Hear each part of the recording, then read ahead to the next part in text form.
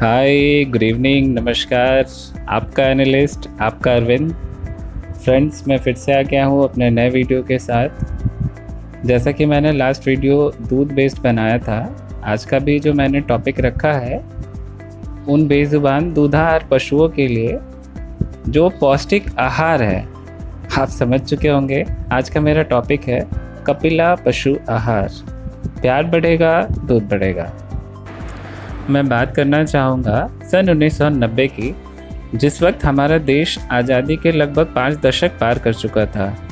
एक उन्नत राष्ट्र और आसमान छूने की ललक में जहाँ पूरा देश तेज़ी से तरक्की करने में लगा था, अनजाने में इस सफ़र में कहीं कीमत भी चुकाई जा रही थी। जी हाँ, मैं बात कर रहा हूँ हमारे उन तमाम किसान भाइयों के जिनके जीवन व्यापन के मुख्य 2 धाराएं होती हैं।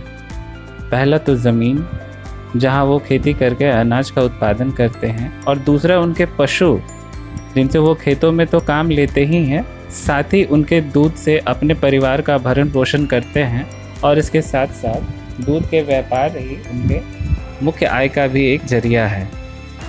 ये सब बातें सन 1990-1991 के आसपास की है, जब खेती करने के लिए इंडिया के लगभग हर कोने में मुख्यतः बैल और भैंस का ही इस्तेमाल होता था। ये तो आज के नए ज़माने के दौर में लगभग सारे गांव में ट्रैक्टर्स, कटनी छटनी के लिए हार्वेस्टर्स, अनाज ढोने के लिए गाड़ियां उपलब्ध है। फिर भी आज भी कुछ ऐसे क्षेत्र हैं जहां आज भी हमारे किसान भाई खेती के लिए सीधे तौर पर हमारे पशुओं पर ही निर्भर हैं। और दूध उत्पाद तो अपने आप में ही एक उद्योग है। इसे आत्मनिर्भर उद्योग कहना ज़्यादा बेहतर होगा। और बात जब आत्मनिर्भरता की आती है, आज हमारा पूरा देश आत्मनिर्भर बनने की राह पे चल रहा है। हमारी सरकार हमसे रोज़, हर दिन, हर कोने, हर कस्बे में, हर किसी से, हर एक इंसान से यही अपील कर रही है, आत्मनिर्भर बनिए, खुद आत्मनिर्भर बनिए, अपने राष्ट्र को आत्मनिर्भर बनाइए। अब बात जब आत्मनिर्भर होने की चल रही है, तो मैंने कहीं बहुत अच्छी लाइन पढ़ी थी, मैं आपसे शेयर करना चाहूँगा। उच्च गुणवत्ता का सामान देश में ही बनाना है, हम सबको अधिकतम चीज़ें स्वयं ही बनाना है। देशवासी उच्च गुणवत्ता का सामान देश में ही बनाना है, हम सबको अधिकतम चीज़ें स्वयं ही बनाना है। देशवासियों को शुद्धता का विश्वास दिलाना है, हम सबको यथासंभव स्वदेशी ही अपनाना है। लोगों को आत्मनिर्भरता का पाठ पढ़ाना है, लोगों को स्वदेशी वस्तुओं के लाभ बताना है। अर्थव्यवस्था में सबको भागीदारी निभाना है, हम सबको यथासंभव स्वदेशी ही अपनाना है। ये लाइंस पढ़ के जैसे स्कूल का टाइम याद आ गया। अब मैं फिर से अपने टॉपिक पे आना चाहूँगा फ्रेंड्स। तो मैं यहाँ उन तमाम दुधारू पशुओं के टॉपिक पर बात करना चाहूँगा।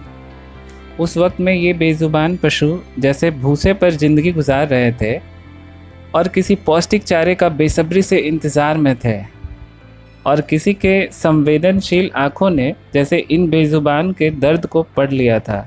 जी हाँ, मैं आपको बात करना चाहूँगा स्वर्गीय रमेश चंद्र शिवहरी जी के बारे में, जिनके कारण आज हमारे बीच कपिला पशु आहार हर जगह, हर किसान भाइयों के पास बहुत आसानी से उपलब्ध है। ये बात है 1992 की, जब कामधेनु कैटल फीड के नाम से इस संस्था की स्थापना हुई, और उसके बाद से ये इस कपिला पशु आहार की सक्सेस जर्नी स्टार्ट हुई। और बस इसके बाद से साल दर साल ये कंपनी पूरे इंडिया में फैलने लग गई। हमारे किसान भाई अब बहुत आसानी से इस कपिला पशु आहार को अपने पशुओं को खिला पा रहे थे, और उन तमाम दुधारू पशुओं के लिए तो ये किसी वरदान जैसा ही था, क्योंकि उनके लिए ये एक संपूर्ण आहार है। दोस्तों, बात करें संपूर्ण आहार की, तो पशुओं में आहार की मात्रा उनकी उत्पादकता और प्रजनन की अवस्था पर निर्भर करता है। पशु के कुल आहार का 2/3 भाग मोटे चारे तथा 1/3 भाग दाने के मिश्रण द्वारा मिला होना चाहिए। ये सारी मात्रा और सब तरीके के पौष्टिक तत्व कपिला पशु आहार में एक साथ मिलता है। मैं इस रेशियो के बारे में आपको बताने की कोशिश करता हूँ, शायद आप थोड़ा समझ पाएँ। जैसा कि आप अभी स्क्रीन पर देख सकते हैं,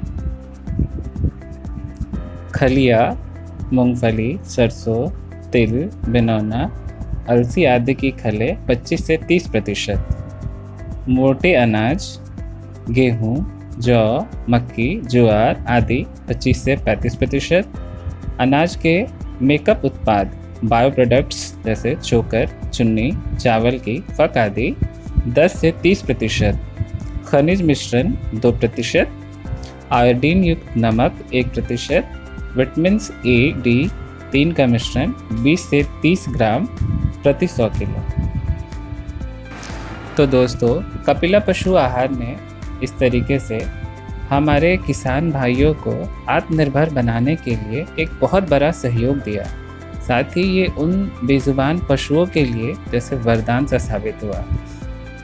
अब उन जानवरों की दूध की क्षमता भी पहले से काफ़ी बेहतर होने लग गई, साथ ही उनका स्वास्थ्य और गर्भधारण भी। अब मैं बताना चाहूँगा 2004 के बारे में। इस वर्ष कपिला पशु आहार के लिए बेहद मुश्किल और दुख भरा साबित हुआ। सन 2004 में जब ये फर्म कपिला पशु आहार आसमान छूने की राह पर लगातार आगे बढ़ रहा था, तभी एक हादसे ने जैसे सब कुछ पर एक ब्रेकडाउन सा लगा दिया। जी हाँ, 2004 में जिस वक्त रमेश चंद्र शिवहरी जी अपने नए प्लांट, जो कि वो रनिया उत्तर प्रदेश में सेटअप करने का कोशिश में लगे थे, इसी बीच एक दिन अपने रोज़मर्रा के काम में जाने के दौरान उनके कार एक्सीडेंट में मृत्यु हो गई। इसके बाद सब कुछ जैसे थम सा गया। पूरे राष्ट्र के किसान भाई सब लोग शांत हो गए, सब चिंतित हो गए कि अब आगे क्या होगा। ये कपिला पशु आहार क्या आगे चलेगी या फिर रुक जाएगी। पूरी रफ्तार को जैसे किसी ने अचानक से रोक दिया हो। इसके बाद कुछ वक्त तो ज़रूर लगा, पर जल्दी ही दोनों भाइयों के आपसी सहयोग, दोनों भाई मीन्स उनके दोनों बच्चे, उनके दोनों लड़के, दोनों भाइयों के आपसी सहयोग, मेहनत और पिता के दिए सीख ने इस कंपनी को फिर से पूरी रफ्तार पर ला दिया। स्वच्छता के मानकों पर 100% खरा उतरने वाला कपिला पशु आहार को UKAS और ISI ने प्रमाणित कर उसके विश्व स्तरीय उत्पाद होने पर मोहर लगा दी। आज हर किसान की पहली पसंद है कपिला पशु आहार। फ्रेंड्स, मार्केट में इसके अलग अलग क्वालिटी प्रोडक्ट्स अवेलेबल हैं, जैसे कि कपिला पशु आहार डेयरी, कपिला पशु आहार और बफेलो भैंस के लिए, कपिला पशु आहार सुपर, कपिला पशु आहार संतुलित। तो फ्रेंड्स, मैं आशा करता हूँ आज के इस एपिसोड में मैंने आपको कपिला पशु आहार की पूरी जानकारी दी। किसी भी क्वेश्चंस, क्वेरी के लिए आप कभी भी मुझे कमेंट्स कर सकते हैं। वीडियो अच्छा लगे तो प्लीज़ लाइक करें, शेयर करें, सब्सक्राइब करें। Thanks a lot. आपका एनालिस्ट, आपका Arvind. Thank you very much.